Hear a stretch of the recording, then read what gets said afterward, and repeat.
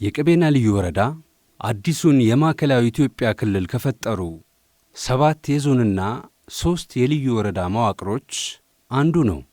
በተፈጥሮ ሀብት የታደለ ውብ መልክዓ ምድርና ተስማሚ የአየር ንብረት፣ በተፈጥሮና በሰው ልጅ እጆች ጥምረት የቀና ለም አፈርና ተፈጥሮን ተንከባክበው ያቆዩ ትጉሃን አርሶ አደሮች መታወቂያዎቹ ናቸው።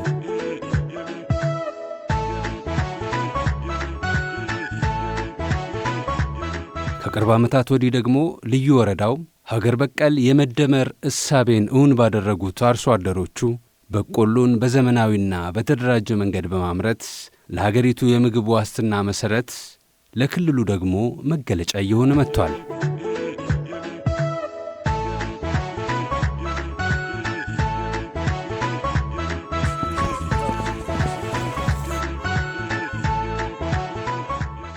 አሁን የዚች 4 ዓመት 3 ዓመቱም እጥፍ በእጥፍ እያገኘን ነው ያለን። በሄክታር ያው 8 እንዲህ ነበር በፊት የምንገኘው። አሁን 12 102 103 እናገኘዋለን በሄክታር። እንደ መስሪያ ነው ማዳበሪያ እንደተሰጣ ነው የምናገኘው። ስለዚህ እኛ ሌላ ንግድ ወለላ የለም፣ እርሻ ብቻ ነው የምናድረው። እርሻ ብቻ ነው አተኩረን በእርሻ ላይ ነው የምንል ቀንና ማታ። አንዲት በቆሎ አውሬ እንደማይነካ አንድ ትል ከገባ እንደሚታጠፋ አውቀን ተምረን ግብርናዎቻችን የዚች 3 ዓመት ወዲህ በሙሉ የእርሻ ሁኔታ አስተምሮ ሰፈር ዙሮ አስተምሮ ስለሆነ አንድ በቆሎ ላይ ትል ከገባ ወደ ግብርና እንሄዳለን። እነሱ መጥቶ ያሉ የትል መድኃኒት ይሰጣሉ። የሚቆረጥ ሰዓትም ድሮ አናቆም ነበር። የሚቆረጥ በቆሎ የሚቆረጥ ሰዓት አናቆም ነበር። ያገኘን ጊዜ እንቆርጠዋለን ነበር።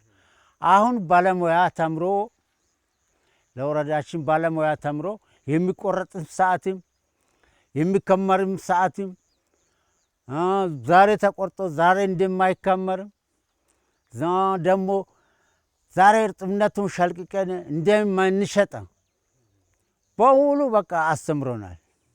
በሙሉ ተምረናል። አሁን ለወደፊቱም ለእርሻ ሁኔታ መንግስታችንም ጠንክሮ ወደ እኛ አመለክቶ እኛም ወደ እሱ ጋር አመለክተን ምስጋና ለውጥ እንደምናገኝ ስም እንደምናገኝ እየሰራን ነው ያለ። አሁን ልጆቼ ከተማን አስገባው ቤት ሰርቼ አሰርቼ አሁን ለራሴ እዚህ ሆኜ ያሳርሳለሁ። ይሄ እርሻ ከተጀመርኩ ለውጥ ጊዜያዊ ሁኔታው በቃ ከተጀመረ ወዲህ ልጆቼን ወደ ከተማ አስገባው። ስንት ሄክታር መሬት በቆሎ አለው?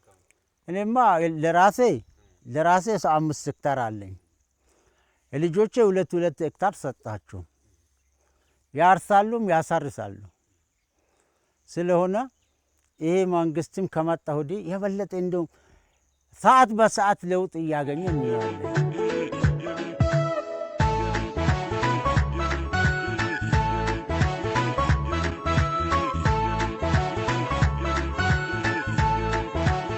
ቀቤና ልዩ ወረዳ በዋናነት በግብርና ላይ የተመሠረተ ኢኮኖሚ አለው። የአብዛኛው ሕዝብ የኑሮ ምንጭ እርሻና እንስሳት እርባታ ነው። በቂ ዝናብና ተስማሚ የአየር ንብረት ልዩ ወረዳውን ለበቆሎ ልማት ተመራጭ አድርገውታል።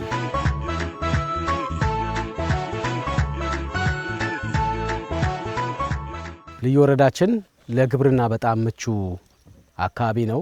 ያው ስነ ምህዳሩም እንዳያችሁት ወይና ደጋማ ነው።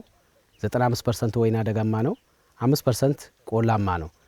ስለዚህ አጠቃላይ ለግብርና ስራ የማይመች አካባቢ የለምና አብዛኛው አመቱ ሙሉ ምርት የሚመረትበት አካባቢ ነው።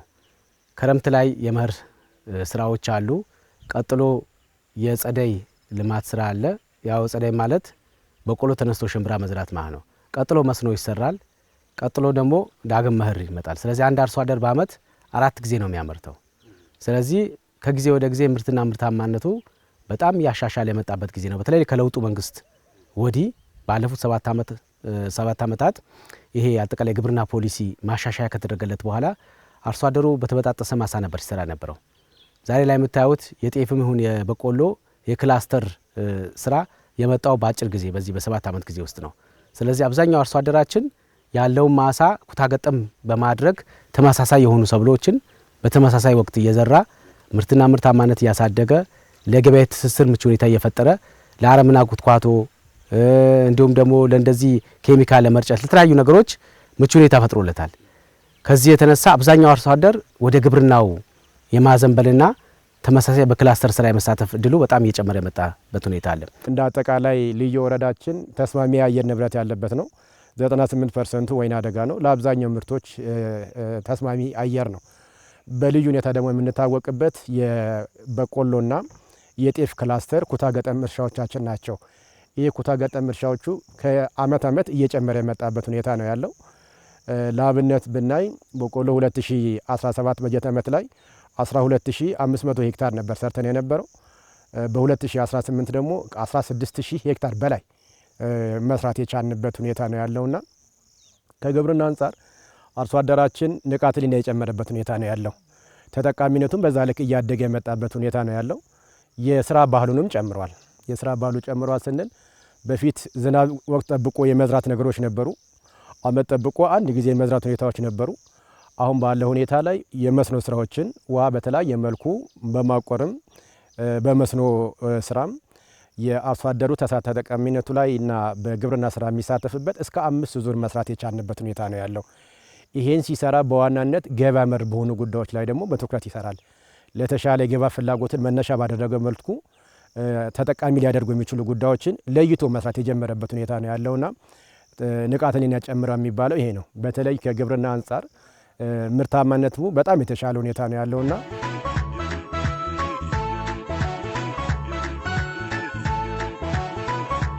ክረምት በጋ ሳይል ሌት ተቀን ከአፈሩ ጋር የሚጫወተው ብርቱና ታታሪ የልዩ ወረዳው አርሶ አደር የሚያገኛቸውን መልካም አጋጣሚዎች ሁሉ በአግባቡ በመጠቀም ወደ እድል የመቀየር ንቃት እንዳለው በዘንድሮ የበልግ እርሻ የነበረው ተሳትፎና እየተመዘገበ ያለው እምርታዊ ለውጥ ህያው ምስክሮች ናቸው።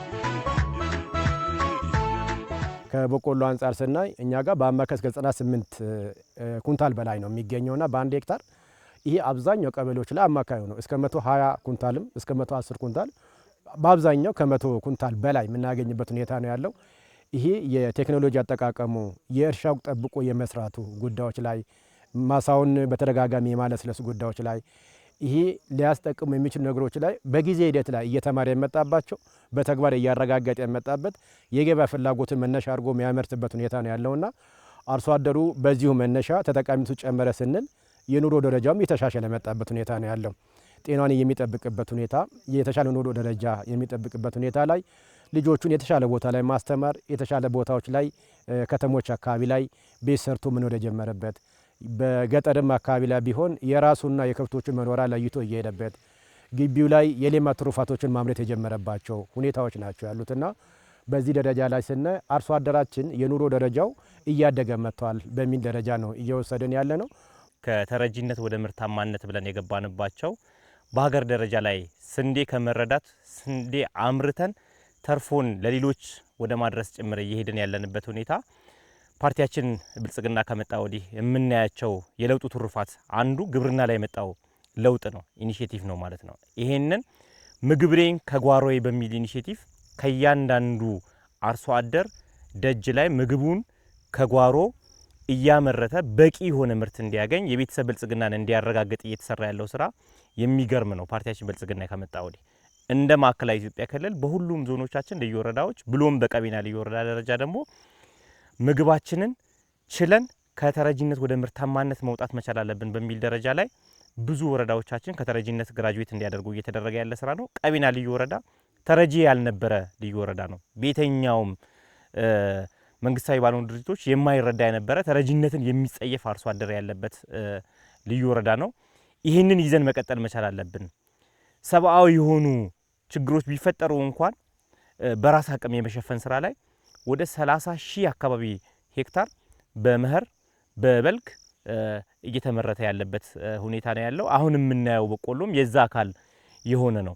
እያንዳንዱ አርሶ አደር በራሱ ደረጃ ላይ በቂ የሆነ የሌማት ትሩፋት ከዶሮ ጋር ከወተት ጋር ከማር ጋር ከስጋ ጋር ከአትክልት ጋር ከፍራፍሬ ጋር ራሱን አታች እያደረገ በቂ የሆነ ምርት እያመረተ የተመጣጠነ ምግብ ለልጆቹ ከማቅረብ ባለፈ ለገበያ ተርፎ የሚያመርት አርሶ አደር መፍጠር እየተቻለ ያለበት ወቅት ላይ ነውና የምንገኘው። እንደ ልዩ ወረዳ ይህንን ሀገራዊ ኢኒሼቲቭን ወስደን በቀቤና ልዩ ወረዳ ደረጃም ከተረጂነት ወደ ምርታማነት በፓርቲ መሪነት አጠቃላይ ስራው እየተመራ ያለበት ሁኔታ ነው ያለው። አሁን ያለንበት ወቅት ደግሞ የክረምት ወቅት እንደመሆኑ መጠን በየቀበሌው ከተረጂነት ወደ ምርታማነት የራሳቸው ማሳ የራሱ ማሳ እንዲኖረው አድርገን እየሰራን ያለነው ስራ ነው ያለው። ይህንን በስፋት አስቀጥለን የምንሄደው ነው።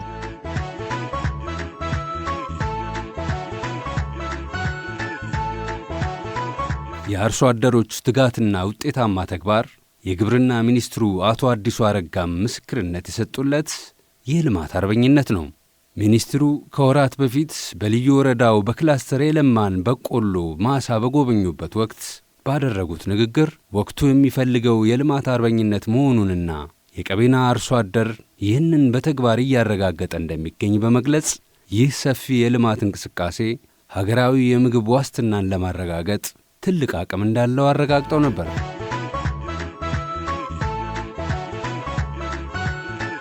እናንተ ባደረጋችሁ ጥረት ፈጣሪ ረድቷችሁ ዝናቡን የአየሩን ሁኔታ አስተካክሎ እንደዚህ ፍሬ አፍርቶ በማየቴ በጣም ትልቅ ተስፋ በልቤ አጭሯል። ዘንድሮ ለኢትዮጵያ የማንሰራራት ዘመን ነው ብለን ተነስተናል።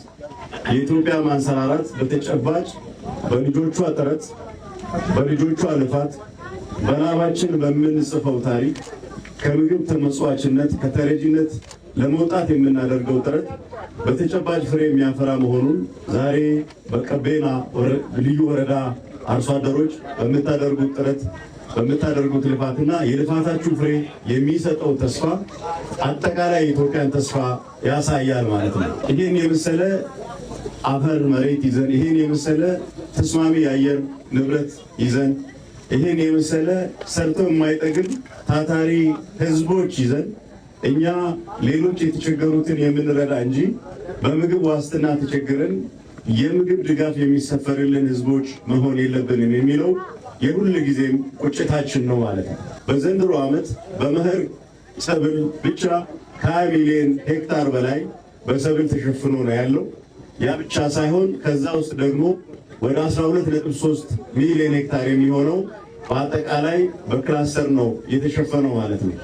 ይሄ ዛሬ እዚህ ያየነው የክላስተርን ጠቀሜታ በመደመር እሳቤ አርሶ አደሩ ማሳውን አጠጋግቶ በጋራ አርሶ አለስልሶ በጋራ ዘርቶ ሰብሉን በጋራ ተንከባክቦ በጣም ምርትና ምርታማነቱን ለመጨመር የሚያደርገው ጥረት እያደረገ ያለው እንቅስቃሴ ተስፋ ሰጪ ጅምር ላይ መሆናችንን ያሳያል።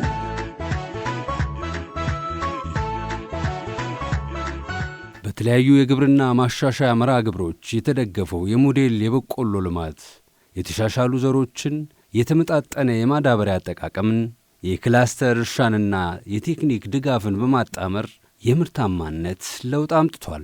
እንደ አርሶ አደር ያው ችግሮች በዘንድሮ ዓመት ላይ በተለይ ከዘር አቅርቦት ጋር በጣም ጥሩ እንትኖች አሉ። በጣም መቀጠል ያለባቸው ነገራቶች ምናልባት ያው ከመዳበሪያ ጋር ታይዞ የመዳበሪያ ዋጋ ግሽፈቶች እየታዩበት ሁኔታዎች አሉ። እነዛንም በመቋቋም ነው አርሶ አደሩ ያው እያለማ ያለበት ሁኔታ ያለው ማለት ነው። ባለሙያ ያው ከሙያዊ ስራዎች ጋር ተያይዞ ሙያ ክትትል ያደርጋል።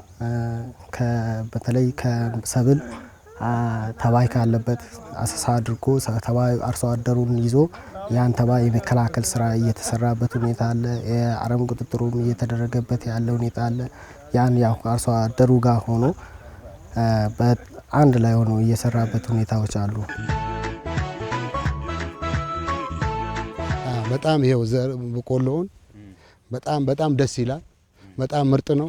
ዘንድሮ ዓመት ከፍተኛ ምርት እናገኛለን ብለን እየተጓጓ ነው ያለ ነው። ያው ማሳዎቹ አካባቢ ሁሉም ኩታ ገጠም ያሉ ናቸው። ቀበሌው በሙሉ ማለት ነው። እኔ አሁን እያመረት አጠቃላይ 6 ሄክታር ነው ማርሰው በቤተሰብ ጉልበት ልጆቼን ይዤ ምስቴን ይዤ ከልጆቼ ጋራ ነው የምሰራው ማለት ነው። ይሄ በቆሎ ካመረትኩ ወዲህ በጣም ነው እየተጠቀምኩ ያለው። መጀመሪያ በሳር ቤት ውስጥ ነበርኩ የምኖረው። አሁን በቆርቆሮ ቤት ውስጥ ለከፍት ለብቻ፣ ለራሴ ለብቻ፣ ለልጆችም ለብቻ ነው እየሰራሁት ያለሁት። አሁን ልጆቼንም ስራ የመፍጠር ስራ እያደረኩ ነው ያለው። 8 ሄክታር ነው እየሰራሁኝ ያለሁት። ያው ስሰራ ደግሞ ያው በራሴ ጉልበትም እና አልፎም ደግሞ ወንድሞችም አንድ ወንድም አለኝ አብሬ በጋራ ነው የምንሰራው። ሌላ ደግሞ ያው በቆሎ ደግሞ ያው እንደምታየው ጥሩ ነው፣ አሪፍ ነው። ብራውም ለበቆሎ ምቹ ዘመን ነው። አሁን ማዳበሪያ ስንጥል አሁን አንደኛ ዙር ሰጠነዋል። ቀጣይ ደግሞ አሁን ሁለተኛ ዙር ደግሞ በቆሎ ምናልባት የተጎዳ በቆሎ ካለ ውስጡ ላይ እያየ ትጨምርበታለህ። ያንን አድግተህ እንደዚህ ቅጠሉን ስታይ በጣም ያምራል። አሁን እንዳማረም እንደዛው የሚቀጥል ከሆነ በጣም ምርጥ ነው። የበቆሎ ልማቱ የአርሶ አደሮችን ገቢ ከማሳደግ ባሻገር የምግብ ዋስትናን በማጠናከርና የአካባቢውን ኢኮኖሚ በማነቃቃት ረገድ እየተጫወተ ያለው ሚናም ከፍተኛ ነው። ተመራጭ ነው ምርቱ ከሌሎች አካባቢዎች ላይ። ለአብዛኛው ከዚህ ከኑሮ ማረጋጋት ጋር በተያያዘ የሳምንታዊ ገበያዎች አሉ። በክልላችንም ከክልላችን ውጭ ባሉ ከተሞችም ላይ የኛ በቆሎ በጣም ተመራጭ ነው። ለነዛ ለሳምንታዊ የገበያ ቦታዎች ላይ በስፋት የሚቀርብበት ለአካባቢያችን ከማምረትም ባለፈ የገበያ ትስስሩ ተፈጥሮለት ላመረታቸው ምርቶችን በቀላሉ ገበያ የሚያገኝበት ሁኔታ ነው ያለውና ብዙ አይቸገርም። ያ ተመራጭ ስለሆነ በቆሎ የተሻለ ኳሊቲ ነው። ከሌሎችም አካባቢዎች ላይ የተሻለ ተመራጭም ነው። አርሶ አደራችን ካመረተ በኋላ አብዛኛው ቶፖግራፊ አይታችሁ ከሆነ ለትራንስፖርቴሽን የሚያስቸግር ነገር የለም። ለገበያዎቹ ለአዲስ አበባ ማዕከል ነው፣ ለክልልም ተቀማጭ ለሆሳና ማዕከል ነው። ያለንበት ቦታዎች ላይ አብዛኛው ከትራንስፖርቴሽን አንጻር ከአክሰስም አንጻር ብዙ ሪሞት ነገሮች ስለሌሉበት አርሶ አደራችን ያመረታቸው ምርቶችን በቀላሉ ለገበያዎችን ማድረስ የሚችልበት ሁኔታዎች ስላሉ ይህንን ነገር አጠናክረን የምንቀጥልበት ሁኔታዎች ናቸው የሚኖሩትና በአጠቃላይ በግብርና ዘርፍም በሌሎችም ዘርፎቻችን ላይ የህዝብ ተጠቃሚነትም ተሳታፊነትም እያደገ የመጣበት የኑሮ ደረጃ እየተሻሻለ የመጣበት ካሰብነው ግብ አንጻር ደግሞ የበለጠ መሄድ መቻል ያለብን ነገሮች ላይ ለይተን እየተረባረብን ያለንበት ሁኔታ ነው ያለው። ድጋፍ ክትትል እያደረግን አርሶ አደሩን ከአረም ቁጥጥር ጀምሮ ከመጀመሪያ ከእርሻ ዝግጅት ጀምሮ አረም ቁጥጥር ዘር ሰዓት ላይ እንዲሁም ተባይ አሰሳም የምናደርግበት ሂደቶች አሉ። እነዛንም ያው ከአርሶ አደሩ ጋር በጥብቅ እንትን እየሰራንበት ያለ ሁኔታ አለ። በልግ ላይ አጠቃላይ በእኛ ልዩ ወረዳ ምንዘራው በአብዛኛው በቆሎ ማሽላና ቦለቄ ነው በስፋት ምንሰራቸው። እንዲሁ በርበሬም አለ። ስለዚህ አጠቃላይ ከመሬት ሽፋናችን አንጻር 60% በበቆሎ የተያዘ ነው። 16424 ሄክታር መሬት በክላስተር በቆሎ ተዘርቷል በዚህ ዓመት ውስጥ። ተጨማሪ ቦለቄ እንደዛው ወደ 250 ሄክታር መሬት አለ። ማሽላ 200 ሄክታር አለ። እንዲሁም የበርበሬ 1500 ሄክታር መሬት አለ። እነዚህ ሙሉ አርሶ አደሩ ያው በአመት ዝናብን ጠብቆ የሚሰራባቸው አጋጣሚዎች አሉ። ከዝናብ ባሻገር መስኖን ተጠቅሞ እርጥበትን ተጠቅሞ የሚዘራባቸው ሁኔታዎች አሉ። በፊት አሁን ምሳሌ የአካባቢ ዝርያ ነበር የምናገኘው። እዛን ጊዜ የምናገኘው ወደ 35 እና 30 ኩንታል አካባቢ 25 ኩንታል አካባቢ ነበር። አሁን ምርጥ ዘር በመጠቀማችን ከእጥፍ በላይ ነው። ወደ 85 እና 90 ኩንታል ነው እያገኘሁት ያለሁት። በጣም ብዙ ለውጦች አሉ። ምርጥ ዘርን አካባቢያችን ሁሉም በኩታ ገጠም ነው። ሁሉም መንደሩን በሙሉ በኩታ ነው የምናርሰው። ኩታ ቀጠም ሁሉም ራሱ ምርጥ ዘርም ተጠቅመን ማዳበሪያን በወቅቱ እንዘራለን። ልጆቻችን ይዘራሉ፣ ልጆቻችን በሬ ይዛሉ። በኩታ ገጠም ሰፈሩ መንደሩ በሙሉ ቀበሌውን በሙሉ በኩታ ገጠም ነው። ይሄው እያያችሁት ያለውን በቆሎ እንደዚህ ደስ እያለ ነው ያለው። ማዳበሪያ 2 ጊዜ ነው። አሁን መጀመሪያ አንደኛ ዙር በማዳበሪያ ዘራ ነው። አሁን ሁለተኛ ዘርተናል። አንዳንዴን ደግሞ ምናልባት አንዳንድ የሆነ ትል ነገር ቢጫ ነገር ከሆነ ደግሞ ሶስተኛ ዙርን የምንጠቀማቸው ነገሮች አሉ። አሁን ያለው ለውጥና የመጀመሪያ ለውጥ አይገናኝም። ያ አሁን ያለው ለውጥ በጣም ምርጥ ነው። ብዙ እድገት አለ፣ ብዙ ምርትም አለ። ምርጥ ዘርም ነው እየዘራንም ያለ ነው። ያ ስንዘራ ደግሞ እድገቱም ደግሞ አሪፍ ነው። በቆሎም ስናገኝ ምርትም ደግሞ አሪፍ ምርት ነው የምናገኘው። አሁን በፊት ምንዘራው የነበረው ብዙም አልነበረም 25 30 ኩንታል ምናምን ነበር እንትን የሚባለው። ግን አሁን ላይ ደግሞ እድገታችንም አሪፍ ነው፣ እየጨመርን እንጂ እየቀነስን እንሄድም። በተለይ ከዓለም አቀፍ ከጉዳዮች ጋር ተያይዞ መጀመሪያ አካባቢ ላይ ትንሽ የእርሻ እንትኖች ነበሩ። ያንን በማቋቋም አርሶ አደሩ ያለውን የሜካናይዝ ስራዎችንም እና በተጨማሪም የራሱ የበሬዎች ጉልበት ተጠቅሞ ይህን የሚታየውን ልማት ያለማበት ሁኔታዎች አሉ። እንደ ዘንድሮ ዓመት በጣም ከአየር ንብረቱ ጋርም ተያይዞ በጣም ጥሩ ዝናብ በጥሩ ሂደቶች ላይ በወቅቱ የተገኘበት ሁኔታዎችም ነበሩ። ጥሩ ነው የሚል ነገር ነው ያለኝ።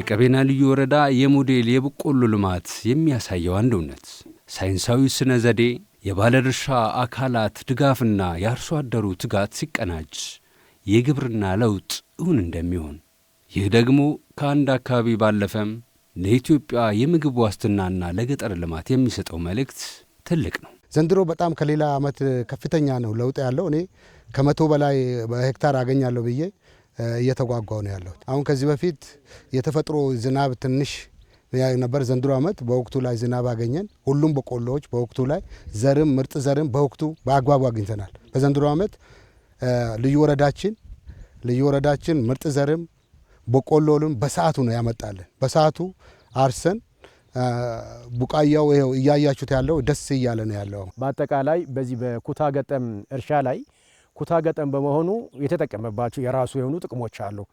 ይሄንን የግብርና ባለሙያ ውሎ የሚያድረው ከአርሶ አደራችን ጋር ነው። በአመራርም ደረጃ ላይ በቋሚነት የሚደግፉ አመራሮቻችን አሉ። በልዩ ትኩረት ደግሞ ስራዎቻችንን በቅርበት መደገፋችን፣ መከታተላችን ከአርሶ አደር ጋር ያለውን የሚገጥሙ ችግሮች ደግሞ በቅርበት በመነጋገር የምንፈታበት ሁኔታዎች በመኖራቸው ይሄ የውጤታማነቱ ትልቁ ስኬታማ የሆነበት ሚስጥር የሆነበት ሁኔታ ነው ያለውና በአጠቃላይ ዘንድሮ በዓለም አቀፋዊ ሁኔታዎች ላይ እንዲሁም ተፈጥሯዊ በሆኑ ሁኔታዎች ላይ ጫናዎች ነበሩ። በአንድ በኩል ከነዳጅ ዋጋ መወደድ ጋር ተያይዞ ከግብዓት ዋጋ መጨመር ጋር ተያይዞ ቻሌንጆች ነበሩ። በሌላ በኩል ደግሞ ከዝናብ ወቅቱ ጋር ተያይዞ ደግሞ የራሱ የሆኑ ቻሌንጆች ነበሩ። ይህን ሁሉ ተቋቁሞ የወጣበት ሁኔታ ነው ያለው። አሁን የምታያቸው የበቆሎ ክላስተር በርካታ ቀበሌዎችን ያስተሳሰረበት በኩታ ገጠም የሚሰራበት ከ16400 ሄክታር በላይ እያመርትን ያለንበት ሁኔታ ነው ያለውና ቁመናውም ስናይ የተሻለ ተጠቃሚ ሊያደርገው ይችላል በሚል ደረጃ ከዚህ ቀደም የነበረው ልምዶችንም ጭምር ያስቀጠልንበት ሁኔታ በተሻለ ሁኔታ ላይ የሄድንበት ሁኔታ ነው ያለው። በቆሎ ላይ ያው በክላስተር ነው አብዛኛው ቦታ። ዘንድሮ በተወሰነ መልኩ የአየር ንብረት የዝናብ እጥረቶች ነበሩ። ከዛም አልፎ ከዚህ አጠቃላይ አገራዊ ዓለም አቀፋዊ የነበሩ ከነዳጅ ጋር የተፈጠሩ ችግሮችም በተወሰነ መልኩ በተለይ ከእርሻ ጋር ተያይዞ ያጋጠሙ ችግሮች ነበሩ። አርሶ አደሩ ያንን ተቋቁሞ ባለው አማራጭ ሁሉ በሬዎቹን፣ ጊደሮችንም አህያንም ተጠቅሞ እርሻው መሬት ጾም እንዳያድር ምርትና ምርታማነት ደግሞ እንዳይቀንስ የራሱን የሆነ የበኩሉን ድርሻ ተወጥቷል። ለዚህ ደግሞ የልዩ ወረዳው አመራር ባለሙያው ከፍተኛ የሆነ ርብርብ አድርጓል። አንድም ማሳ ከአምና በመጨመር እንጂ በመቀነስ እንዳይመጣ ማለት ነው። ከዚህ አንጻር ዘንድሮ የጠቅላይ ሚኒስትራችን አንዱ ኢኒሼቲቭ የሆነው አንድ መሬት ጾም ማድረግ መቻል የለበትም የሚለው ተቀብለን አጠቃላይ የሃይማኖት ተቋማቶች፣ የመንግስት ተቋማቶች እንደ ትምህርት ቤት እንዲሁም ደግሞ ትላልቅ የሃይማኖት ተቋማቶችን ሳይቀሩ ያሉ ማሳዎችን በዘር እንዲሸፈኑ ሰፊ ርብርብ ነው የተደረገው። አሁን በቁመና ላይ እንደምታዩት አብዛኛው ሰብሎች የምርት መናም ሳምፕል አይተናል። በአንድ ሄክታር ምን ያክል ኩንታል ሊገኝ ይችላል የሚል አምና ያገኘነው አለ። ዘንድሮ ደግሞ ሳምፕል ወስደናል። በትንሹ በአማካይ 98 ኩንታል ፐር ሄክታር ምርት ይገኛል በቆሎ ላይ።